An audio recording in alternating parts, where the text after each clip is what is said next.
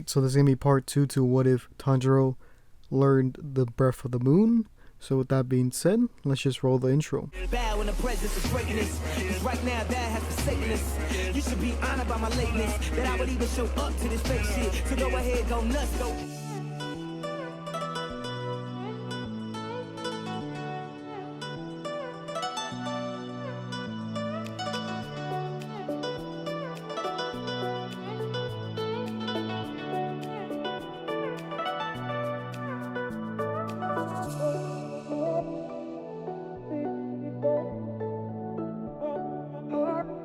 Alright, so for those who might have not noticed, this channel actually made it to 5,000.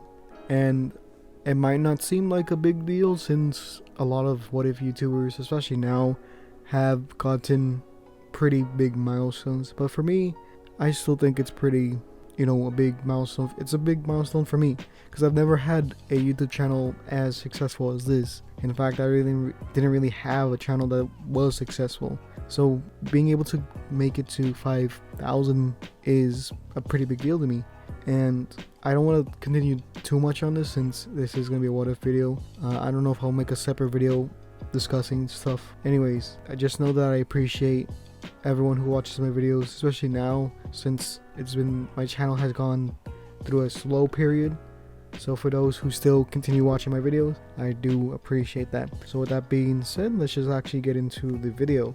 So in the last part, we just got done with the final selection and basically Tanjiro learning 3 of the breath styles from the Breath of the Moon. So a few people got confused, and actually not.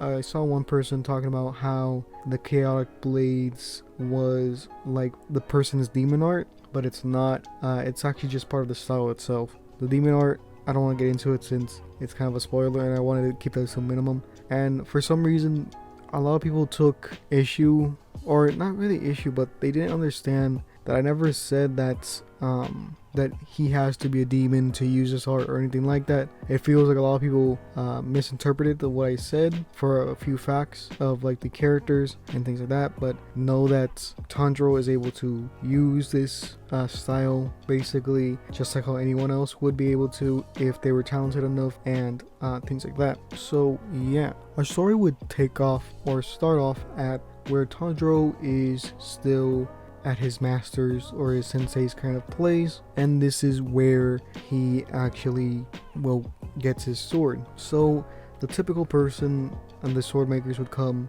and it'd be that person in the goblin mask, and it would reveal Tanjiro's sword.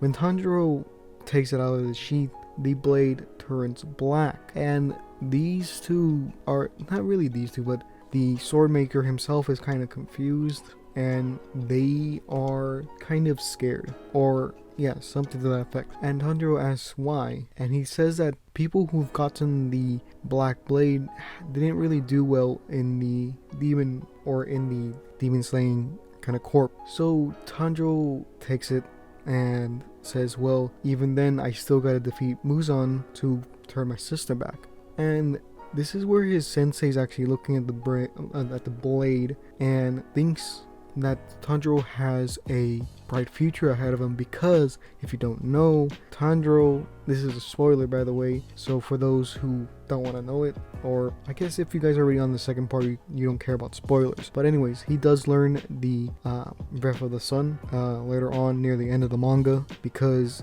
his, I guess, ancestors were close, or one of his ancestors was able to learn the Breath of the Sun from the first user, so he was able to, I guess it's like a bloodline thing. But anyways, so this is what the sensei knows, but he doesn't tell Tanjiro, as he doesn't want him to get too invested in the Breath of the Sun, because he himself doesn't really know how to do it, and doesn't really know whether or not he could do it himself, because if you don't know, the Breath of the Sun is pretty hard to do.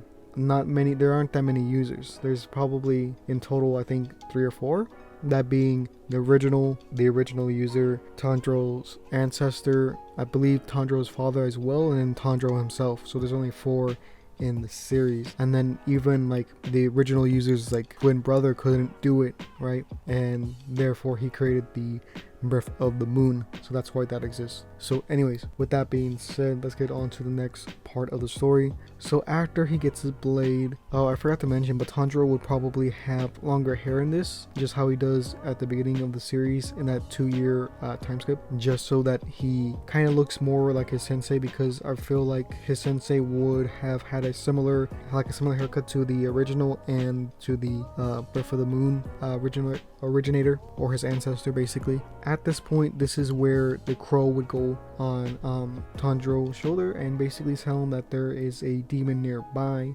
in a nearby town. And this is where Tanjiro basically goes in that direction.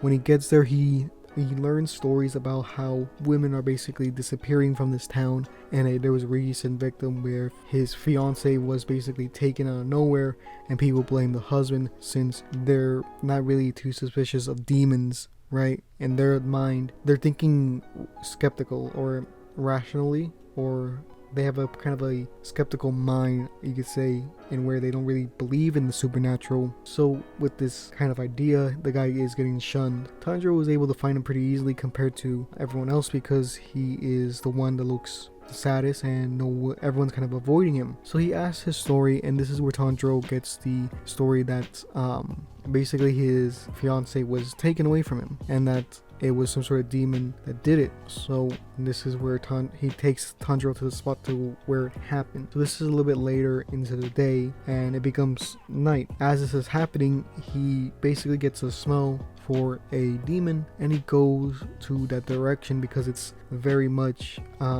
it's very heavy, you could say. And he gets there, and the demon's about to get this woman, and Tanjiro actually saves her. He gives the woman to the man that he's with, so that he could focus on the demon. So Nezuko would have came with Tanjiro in a similar way that he does in the anime, but I don't think the sensei would have had access to light wood, so it would have been something obviously to normal wood, I guess. So I believe in the anime it's called like air wood or something like that, something similar, but I forgot the actual name. But in this case, it's gonna be normal wood, obviously a bit more stronger than, it's gonna be reinforced basically, but it's gonna be a lot heavier due to that fact. So yeah, so Nezuko would have been under the same or similar hypnosis that she gets in the anime to make it where she thinks humans are or look like her family, so she doesn't attack them. So it's basically the same kind of premise here, just a little bit different, because obviously with different different sensei that Tanjiro learns under, he would have a slightly different method probably, so we'll go with that. So when Tanjiro's face to face with the demon, he's not worried, because at this point, unlike Tanjiro from canon, he's actually has killed a fair number of demons, because if you don't remember, during the final selection, he just went around killing the demons that were there. So this gives him quite a bit more experience that he had previously, because during the final selection, we only see him fight probably 4 demons in total by the time of the final selection, I mean.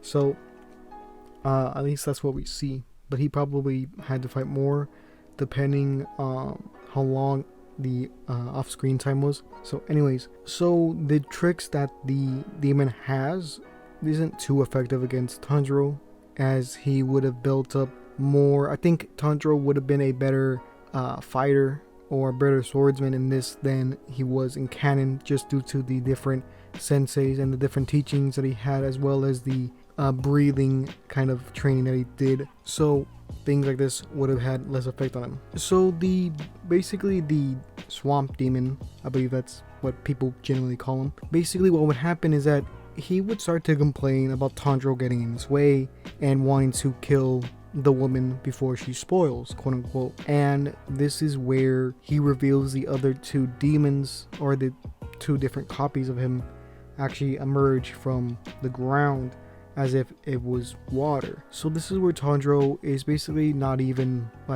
taking anything he's listening seriously, and well, he's not, I should rephrase that, he's basically he's in his kind of serious kind of mode. He's very serious at this point, and he's not even talking back to the demon. And this is where he does his first form of his moon, or the moon breathing style, and that's going to be Dark Moon Evening Palace. So he does a frontal slash, and the demon is kind of caught off guard by this because this is a very powerful slash and very, very, wide, right? So the first demon, the middle demon, is actually the one who gets hit by it, but that was actually one of the fake copies of him. And the real demon just sees this happening, and what happens is the slice actually takes out the other clone, and he tries to dodge the main swing, which he does, but the chaotic blades that come off of it actually cut off one of his arms all the way up to the shoulder. So that's pretty much no arm there. So he's kind of buying time to basically regenerate it, and by the time he has to come back up to the surface, this is where Tanjiro is kind of more expecting him, right? So he tries to go for the two individuals, that being the guy and the woman that was about to be the next victim. And as he's about to strike them, this is when Nezuko actually comes out of her box and actually protects him. With Nezuko there to basically act as the defense, Tanjiro is actually able to go in and secure the kill. This is where a kind of string forms in Tanjiro's mind that goes directly to the person's head. So Tanjiro at this point still only knows 3 different forms, like I said before. So yeah, because it's such an enclosed area, and because he's so close to everyone, he can't really use the other styles right now. So he has to rely on the first one, because if he used the other ones, it would just be too much. They're kind of in the way, is what I'm trying to say. So he would basically take out the swamp demon basically with no difficulty, and this would be something that Tanjiro from canon really couldn't do because of the different hacks that the the swamp demon had. So yeah, so with Tanjiro leaving his sensei would have basically given him these kind of scrolls, and then within these scrolls would have showed him the different techniques that the moon breathing style has. So it's not like Tanjiro doesn't have a chance to learn the next couple ones, but it's just that his teacher's not going to be there to fully teach him. So before he would have left, his sensei would have showed him all the different styles, or not the styles, but all the different forms that the moon breathing style has. So Tanjiro has that kind of in his memory. So when he looks at the scrolls, he also has a visual to go along with it from his memories. So after that, he basically talks to the one who lost his fiance, and he talks to him about how it's kind of pointless to be sad because the only thing he could really do is move on and continue his life. And this gets the guy pretty furious because some kid, because Tanjiro is obviously a lot younger than him, basically told him to man up, even though in this case it could be seen as really just insensitive at the time. And he just looks back at Tanjiro, and Tanjiro has this kind of almost not really fake smile, but kind of a slight smirk in a way that it makes him seem like he's trying to kind of encourage the guy to do better. And that's the real point of this. So Tanjiro is still pretty serious, and he is a little bit more harsh than his canon counterpart, but he is still a good person by heart and does want to help people. But right now he's kind of has this tunnel vision that makes him want to basically only go for Muzan for at least this point. So yeah, so this is where I'm gonna stop it. I know this video is kind of short, but I wanted to talk a bit about, well, getting to 5,000. So obviously, well, I guess not obviously, but if you've seen my channel for a bit, at least recently in like a couple months, it's really kind of slowed down quite a bit, and I'm not sure why. But yeah, anyways, I'm still gonna try to make content. I'm always trying to improve. If you see my latest videos, especially with the Demon Slayer videos, I have gotten a PC and have done more editing with my videos, but I just don't have as much time as I used to, just because of, you know, family stuff with school and things like that, just taking up a large chunk of my day pretty much in the weekdays. So it's very hard for me to get some time to edit in between that, plus the Patreon stuff with the drawings. It's really been has been some difficulties with that, just making time for managing my time with that, I guess. But yeah, I honestly do appreciate people who do watch my videos and watch, comment on my stuff. And there's one particular person that I always see in my comments, and if you ever have a YouTube channel, it'll show you this. But if someone comments on your video and you hearted or loved their comment so much, or many comments over time, it'll show that, oh, this person has received the most hearts from you. And this one particular person I'm talking about is Titan, I believe his name was on YouTube. So if you're watching this, Titan, I really do appreciate you commenting.